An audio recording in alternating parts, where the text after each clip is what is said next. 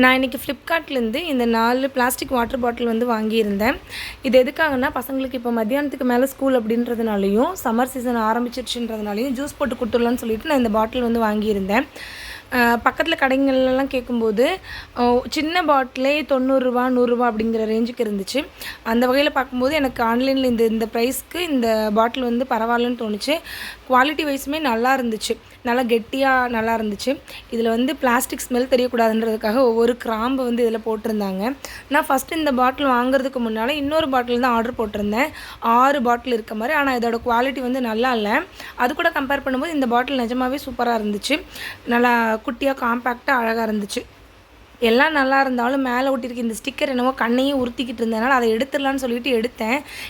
அதில் இருக்கிற அந்த கம் மாதிரி இருக்கிறது வந்து கையில் பிசு பிசுன்னு ஒட்டிகிட்டு இருந்துச்சு.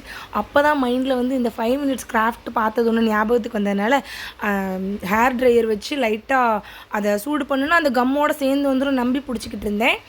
ஆனால் பாட்டில் ஒரு இருமன் பயம் வந்துருச்சு ஒரு லிமிட்டுக்கு மேலே. ஆனால் அது அப்படியெல்லாம் ஒன்றும் பிஞ்சு வரலை.